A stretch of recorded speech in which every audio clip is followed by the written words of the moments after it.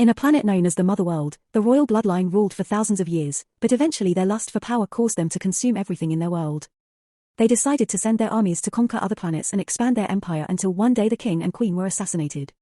The conquered planets wanted to use that chance to start a revolution, so Senator Balisarius stepped up and declared himself the new regent. Then he sent out his most brutal soldiers to crush all rebels without mercy. On a planet called Felt, a small settlement of farmers is going through their daily chores when suddenly they see an empire ship in the sky. Cora is a war orphan and immediately recognizes it, so she rushes to ring the town's bell to warn everyone.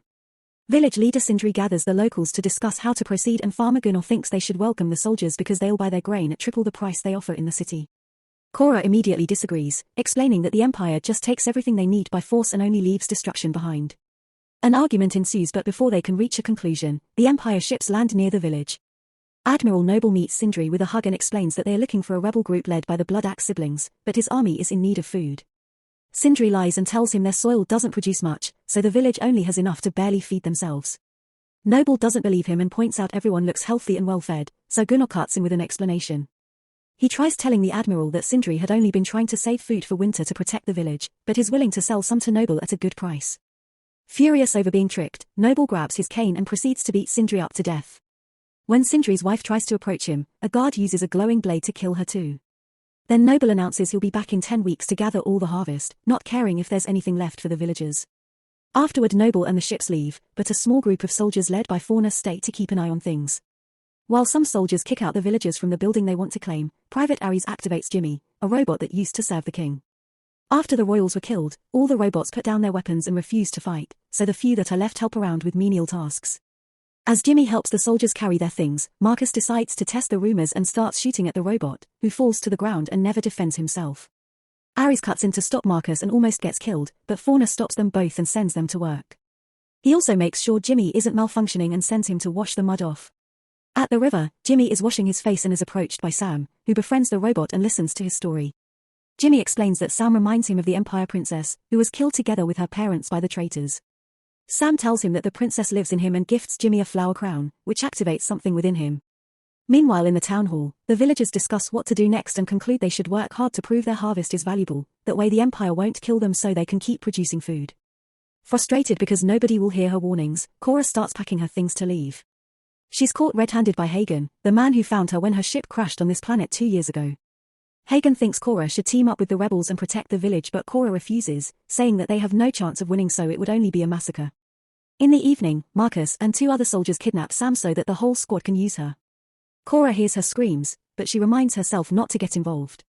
Ares comes in Sam's defense and manages to punch a few men, but there are too many of them and they immediately overpower him. Soon Faunus arrives and calls dibs on Sam but is interrupted by Cora, who has brought an axe. Faunus sends his men after her and at first Cora pretends to surrender, only to suddenly move fast and bring down 2 soldiers with just a few moves. It seems Cora has great fighting experience and doesn't have many issues going against a bunch of privates, using their own weapons to go against them and even throwing dirt to create a distraction. One by one, Cora defeats the soldiers with accurate shots or savage stabbing, and when a man almost shoots her, Ares kills the guy first. Then Marcus tries opening fire on her, but Cora quickly disarms him and jumps on him to shoot him straight in the head. Now Cora and Ares can team up to surround Faunus, but is keeping Sam at gunpoint and they can't react.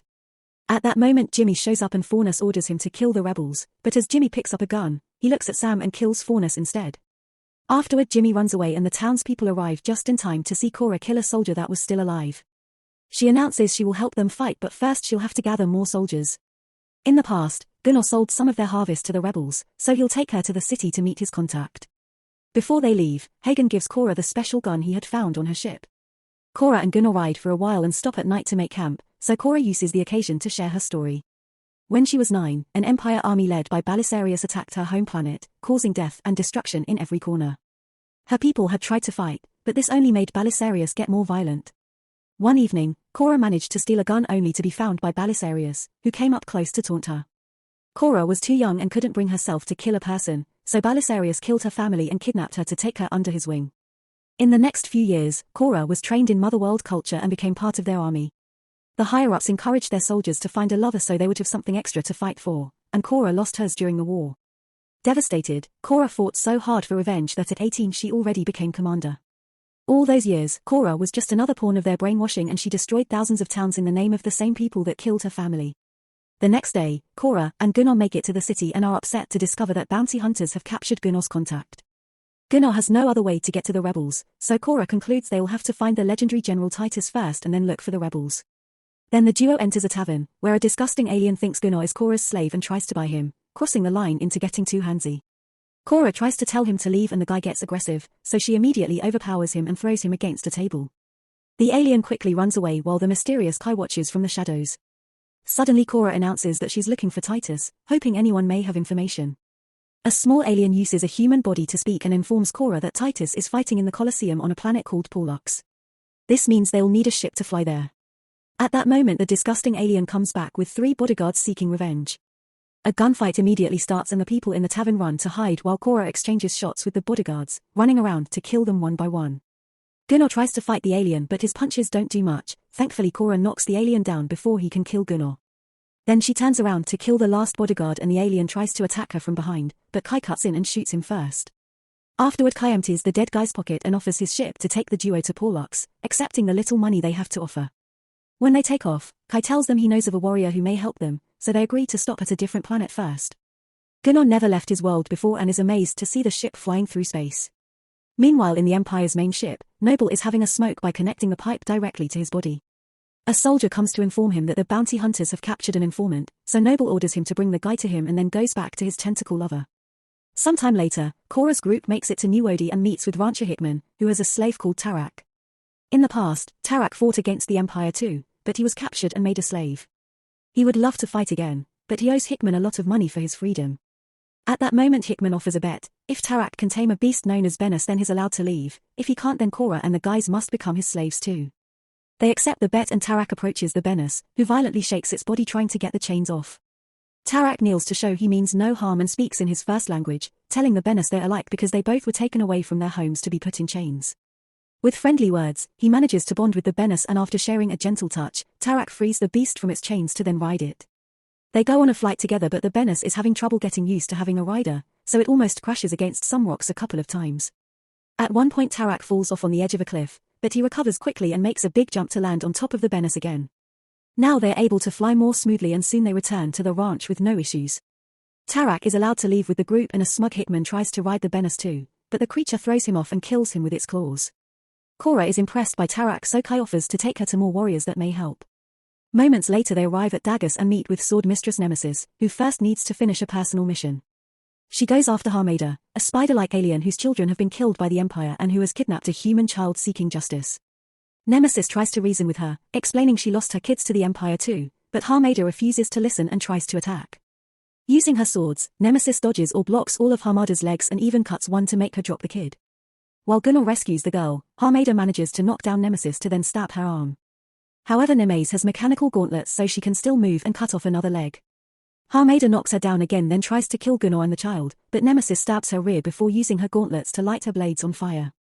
As she slides down the floor, Nemesis strikes Harmada's spider body then stabs her humanoid torso with both swords at the same time. Afterward Nemesis joins the group and they take off again. Gunnar and Korra share another moment and she decides to tell her a bit more about herself. Since she was Belisarius' adoptive daughter, she lived a privileged life and soon became part of the royal guard. She was in charge of protecting the princess, who had the unique power of bringing beings back to life. To this day, Korra still feels guilty for not being able to save her the day of the attack. Sometime later, the group arrives at Porlux and visits the arena, where dozens of warriors die every day. General Titus is in a horrible state and they have to drag him inside to take a shower, but he protests during the whole process. Titus used to be a commander for the old king, but he fell into a deep depression when his army was ambushed and all his men were killed because he tried to surrender. At first he doesn't want to fight, but he changes his mind when Korra offers him the chance to get revenge. Meanwhile the bounty hunters bring the rebel contact to Noble, who promises to let him go in exchange for information. The guy explains the Blood Axe siblings are under the protection of King Levitica in Sharan, then Noble kills him. Moments later, Korra's team arrives at Sharan and meets with King Levitica, who agrees to arrange a meeting with the rebels. Soon the Blood Axe siblings arrive with their rebel army and Korra tells them about their fight, admitting that the chances of winning are low but also pointing out that her people have always fed them, so the least they can do is defend them. The brother Darian agrees to help and then approaches his army, offering a heartful speech to ask for volunteers. A few rebels gladly agree to go with him. Afterward the group leaves with their new allies, and Kai says he's been so inspired by them that he wants to help them fight. However he still has some boxes to deliver, so Korra agrees to stop one last time before going home. Shortly after the group leaves, Noble and his men find Levitica and destroy his kingdom. Levitica refuses to cooperate, so Noble kills him with his cane. Then while the army finishes blowing up the area, Noble gets a message telling him where to find the rebels. A few hours later, the team arrives at Gondoval and helps Kai unload the cargo on a bridge. Cora watches him interact with the locals and senses something is wrong when suddenly, a hidden Empire spacecraft opens fire and brings down most of their ships. Then a bunch of robots ambushes the team and most of them are captured as Kai reveals his real intentions. His always known Cora is a wanted ex-commander whose head would pay well, so he used her to gather a bunch of legendary wanted warriors to hand them over to the Empire for the reward. Soon Noble arrives with his men and takes Cora's gun while Kai pushes Gunnar behind her, explaining he's just a farmer so they'll let him go if he kills Cora. Gunnar pretends he's about to shoot her, but at the last second he frees her and turns around to shoot Kai instead. Cora immediately jumps on a guard and knocks him down to steal his gun, then she runs to hide as Noble's men open fire. She tries her best to fire back and blows up a box that causes a huge explosion, pushing all her enemies away. Gunnar uses the chance to free all the other warriors and soon Nemesis is slashing people with her blades. Darian pushes a soldier off the bridge and orders his men to gather the few ships that manage to survive the attack. As the battle goes all out, Taka, Titus, and Gunnar manage to grab some guns and offer cover for Nemesis as she continues to stab her way through. At that moment, Noble orders his hidden spacecraft to come out, and it immediately opens fire on the rebel ships. Desperate to save his men, Darian grabs a metal bar and uses it to beat up soldiers as he makes his way up the bridge to then jump on the enemy ship. Unfortunately he fails to stab the pilot, who dodges the bar and shoots at Darian. However, Darian tries again and this time manages to kill the enemy to stop the attack, but he also dies in the process. His body drops on the controls, causing the ship to slowly start falling toward the bridge. Furious, Cora leaves her hiding spot and runs through the bridge, shooting random soldiers as she makes her way toward Noble. At that moment the ship falls and destroys most of the bridge, but Noble manages to save himself by landing on a floating platform. Suddenly Cora appears behind him and a hand-to-hand fight begins with both Cora and Noble throwing punches without mercy. After exchanging a good amount of hits, Noble punches Cora off the platform, and she manages to hold onto some rope at the last second. When Noble disconnects the rope, Cora holds on with her hand and uses the rope as a whip to make Noble fall before climbing back up. The fight continues and Cora uses the rope to block Noble's cane, finally breaking and using a small piece to stab him in his leg.